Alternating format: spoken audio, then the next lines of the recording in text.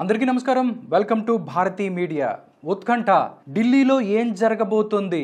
ఈరోజు ఎవరైతే తెలుగుదేశం పార్టీ అధినేత చంద్రబాబు నాయుడు గారు గన్నవరం నుంచి ఢిల్లీకి వెళ్ళారు. అక్కడ బీజేపీ అధిష్టానాన్ని కలవబోతున్నారు. ఢిల్లీ అధిష్టానం అమిత్ షా ఎవరైతే ఉన్నారో, కేంద్ర మంత్రిగా ఉన్నారో అమిత్ షాని కలబోతున్నారు. పొత్తులకు సంబంధించి అమిత్ షాని చంద్రబాబు నాయుడు కలబోతున్నారు అనగానే ఆంధ్రప్రదేశ్ అవ్వచ్చు, మొత్తం దేశం మొత్తం ఒక ఉత్కంఠ ఉంది. అంటే 2014 ఎలక్షన్స్ ఏదైతే ఉన్నాయో అవే రిపీట్ కాబోతున్నాయా అనుకుంటున్నారు. అంటే 2014లో తెలుగుదేశం పార్టీ, భారతీయ జనతా పార్టీ, దాంతోపాటు జనసేన 3 పార్టీలు కలిసి ఎన్నికలకు వెళ్ళాయి, విజయ బేరి మ్రోగించాయి. దాని తర్వాత కొన్ని కారణాల వల్ల బీజేపీతో టీడీపీ దూరంగా జరిగింది. కానీ జనసేన మాత్రం బీజేపీతోనే ఉంది. ఈ రెండు ఇప్పుడు ఎన్డీఏలో, జనసేన పార్టీ ఎన్డీఏలో ఒక కూటమిలో ఉంది. దాని తర్వాత ఇప్పుడు 2024 ఎలక్షన్స్లో ఎవరితో కూటమి కడతారు అనేది చాలా ఉత్కంఠ ఉంది. దాంతోపాటు టీడీపీ, జనసేన రెండూ కలిసి ఎలక్షన్స్కి వెళ్ళబోతున్నాయి అనుకుండగా బీజేపీ వస్తుందా రాదా అనే విషయంలో చాలామందికి క్లారిటీ లేదు. ఇప్పుడు ఆ క్లారిటీ వచ్చేసింది. బీజేపీ కూడా తెలుగుదేశం, జనసేన కూటమితో 2024 ఎలక్షన్స్లో ముందుకెళ్ళబోతుంది. దానికి చంద్రబాబు నాయుడు కండిషన్స్ పెడుతున్నారా, లేకపోతే బీజేపీ కండిషన్స్ పెడుతుందా అనేది చాలా ఉత్కంఠగా అందరూ ఎదురు చూస్తున్నారు. కానీ ఇప్పుడు చంద్రబాబు నాయుడు గారు ఢిల్లీ వెళ్ళి అమిత్ షాతో మాట్లాడుతున్నారు. దీనికి ముందే ఎవరైతే తెలుగుదేశం ఎంపీ ఉన్నారో ఖమ్మంపాటి రామ్మోహన్ రావు బీజేపీ అధిష్టానంతో కలిశారు. ఆల్మోస్ట్ పొత్తులకు సంబంధించి అన్నీ మాట్లాడుకున్నారు. దాని తర్వాత ఎవరైతే సీఎం రమేష్ బీజేపీ నాయకులు ఉన్నారో ఆయన కూడా బీజేపీ అధిష్టానంతో కలిసి పొత్తులకు వెళ్ళబోతున్నట్టే సూచనప్రాయంగా తెలియజేస్తున్నారు. కానీ ఖచ్చితంగా ఎలా పొత్తు ఏ విధంగా ఉండబోతుంది, 2024 ఎలక్షన్స్లో ఎలా ముందుకెళ్ళబోతున్నారు అనేది స్పష్టత లేదు. కానీ ఇప్పుడు ఈరోజు చంద్రబాబు నాయుడు అమిత్ షాతో భేటీ అవ్వబోతున్నారు.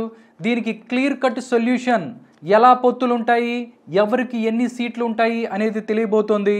నార్మల్గా చెప్పుకున్నట్లయితే సోషల్ మీడియా అవ్వచ్చు, మీడియాలో ప్రచారం జరుగుతున్నట్టుగానే బీజేపీ 8 ఎంపీలు, దాంతోపాటు 25 ఎమ్మెల్యేలు కావాలి. అంటే టీడీపీతో పొత్తులోకి రావాలంటే 8 మంది ఎంపీలు, దాంతోపాటు 25 మంది ఎమ్మెల్యేలు సీట్లు కావాలి మాకు అని చెప్పి బీజేపీ అడుగుతుందని సోషల్ మీడియాలో ప్రచారం జరుగుతుంది. కానీ బీజేపీకే చంద్రబాబు నాయుడు షరతులు పెట్టారు అని కూడా తెలుస్తుంది.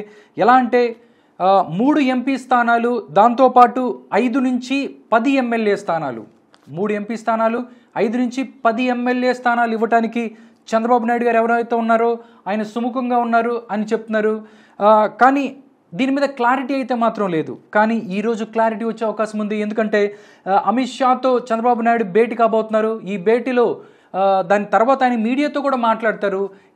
పొత్తుకు సంబంధించి ఏ విధంగా ముందుకు వెళ్ళబోతున్నారు అనే విషయాలు చెప్పే అవకాశం ఉంది అని తెలుస్తోంది. ముఖ్యంగా బీజేపీ ఏదైతే ఉందో వాళ్ళు చెప్తున్నట్టు వాళ్ళకి దగ్గరగా 8 దాకా ఎంపీ స్థానాలు కావాలి. ఆ ఎంపీ స్థానాల్లో కూడా రాజధాని ప్రాంతంలో ఉన్న విజయవాడ ఏదైతే ఉందో బీజేపీకి పొత్తులో భాగంగా బీజేపీకి ఎంపీ స్థానం ఇవ్వాలని కోరుతున్నారు. దాని నుంచి సుజనా చౌదరి గారు అక్కడి నుంచి పోటీ చేసే అవకాశం ఉంది. దాంతోపాటు విశాఖ నుంచి సీఎం రమేష్ నిన్న మీడియాతో మాట్లాడుతూ కూడా ఆయన చెప్పారు, నేను విశాఖ నుంచి పొత్తులో భాగంగా విశాఖ నుంచి పోటీ చేస్తాను అన్నట్టుగా కూడా చెప్తున్నారు. దాని తర్వాత రాజంపేటకు సంబంధించి రాజంపేట నుంచి మాజీ ముఖ్యమంత్రి కిరణ్ కుమార్ రెడ్డి, ఆయన ప్రస్తుతం బీజేపీలో ఉన్నారు. రాజంపేట నుంచి కిరణ్ కుమార్ రెడ్డి బీజేపీ ఎంపీ అభ్యర్థిగా పోటీ చేసే అవకాశం ఉంది. దాంతోపాటు ఎవరైతే ఉన్నారో వైఎస్ఆర్సీపీకి సంబంధించి రెబల్ ఎంపీ ఉన్నారో రఘురామకృష్ణంరాజు, ఆయన నర్సాపురం నుంచి పోటీ చేసే అవకాశం ఉంది అని చెప్పి సోర్స్ ద్వారా తెలుస్తుంది. దాంతోపాటు హిందూపూర్ నుంచి బీజేపీ నాయకుడు విష్ణువర్ధన్ రెడ్డి హిందూపూర్ నుంచి ఎంపీగా పోటీ చేసే అవకాశం ఉందని చెప్తున్నారు.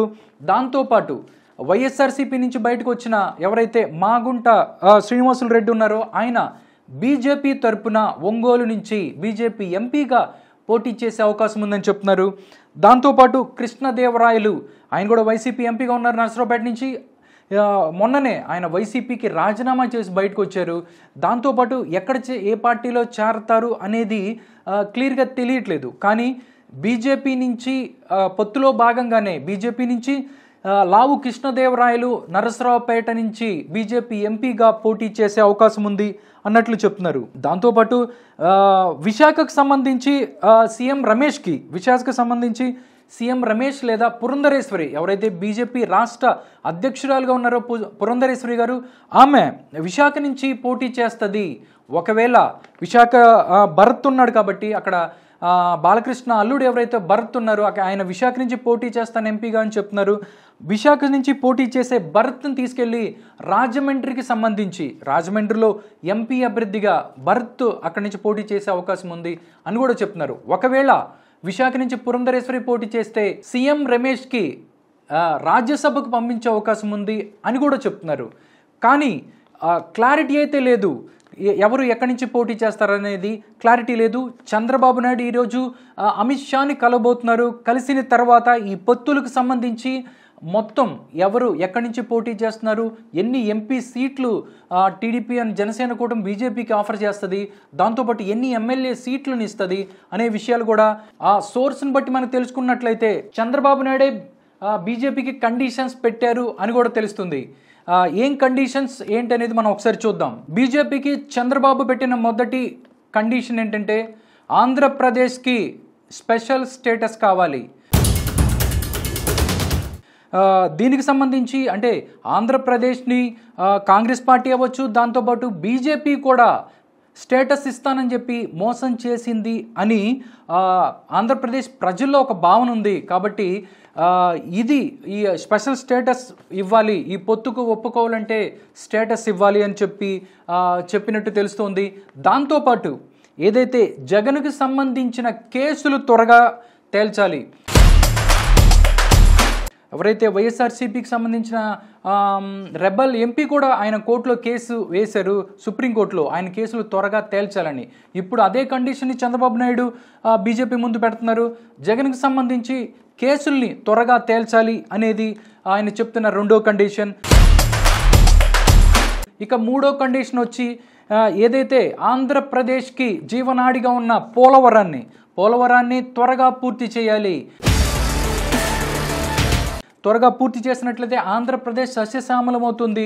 ఆంధ్రప్రదేశ్లోని రైతులు హ్యాపీగా ఉంటారు. ఎన్ని సంవత్సరాల నుంచో రైతుల కలగా ఆంధ్రప్రదేశ్ కలగా పోలవరం ఉంది అనే విషయాన్ని గుర్తెరిగిన చంద్రబాబు నాయుడు గారు పోలవరాన్ని త్వరగా కంప్లీట్ చేయాలి అనేది మూడో కండిషన్గా పెట్టారు. దాంతోపాటు నారాసుర రక్త చరిత్ర అంటూ తనపై కేసు మోపిన అంటే వైఎస్ వివేకానికి సంబంధించి కేసు తన మీదకి ఒకసారి సాక్షి అవ్వచ్చు, ప్రభుత్వం జగన్మోహన్ రెడ్డి వైసీపీ కానీ ఇవన్నీ వైఎస్ వివేకానంద కేసుని తేల్చకుండా అలాగే నాంచుతుంది. ఈ కేసును కూడా త్వరగా తేల్చాలి అనేది కూడా ఒక షరతుగా పెట్టారని తెలుస్తుంది. అన్నిటికన్నా ముఖ్యంగా ఏదైతే ఆంధ్రప్రదేశ్ ప్రజలు ఎవరైతే ఉన్నారో వాళ్ళు ఆంధ్రప్రదేశ్లో అమరావతిని రాజధానిగా చేయాలి. ఆంధ్రప్రదేశ్కి అమరావతిని ఏకైక రాజధానిగా చేయాలి అనేది 5వ కండిషన్గా పెట్టారు అన్నట్టు తెలుస్తోంది. దాంతోపాటు ఎలక్షన్లో అంటే వైసీపీ 2024 ఎలక్షన్స్లో వైసీపీ గెలవటానికి ఎంతకైనా తెగించే అవకాశం ఉంది, అది ఎంత దూరమైనా వెళ్ళే అవకాశం ఉంది. కాబట్టి ఈ ఎలక్షన్స్ని ఫ్రీ ఎలక్షన్స్, ఎక్కడ కూడా ఎలాంటి సంఘటనలు జరగకుండా ఫ్రీ ఎలక్షన్ కావాలి. దానికి మీ సపోర్ట్ కావాలి. కేంద్రంకి సంబంధించి ఎలక్షన్ కమిషన్ సంబంధించి లేకపోతే ఏ విధంగానైనా కేంద్రం నుంచి ఫ్రీ ఎలక్షన్ జరగటానికి మీ సహాయం కావాలి దీన్ని అన్నట్టు దీన్ని 6వ కండిషన్గా ఆయన పెట్టినట్టు తెలుస్తుంది. దాంతోపాటు వైఎస్ఆర్సీపీ ఎలాగైనా గెలుస్తాం అంటే కొన్ని రోజులుగా మనం చూసుకున్నట్లయితే ఆంధ్రప్రదేశ్లో దొంగ ఓట్లు ఎక్కువ వాళ్ళు నమోదు చేయించుకుంది వైసీపీ. ఒక పేరు మీద నలుగురు ఇట్లాగా చాలామంది ఓట్లని దొంగ ఓట్లు ఎక్కువ వాళ్ళు రెడీ చేసి ఉంచారు ఎలాగైనా గెలవాలనే ఉద్దేశంతో.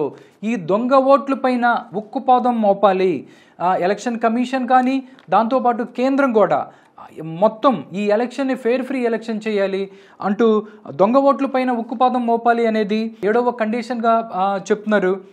టోటల్ షరతుల్లో మొదటిది స్పెషల్ స్టేటస్, 2 జగన్ కేసులను త్వరగా తేల్చాలి, 3 పోలవరం త్వరగా పూర్తి చేయాలి, వైఎస్ వివేకానందరెడ్డి కేసుని ప్రతిష్టాత్మకంగా తీసుకొని దాని మీద సరైన రీతిలో విచారణ చేసి దోషులను శిక్షించాలి అని ఆయన చెప్తున్నారు.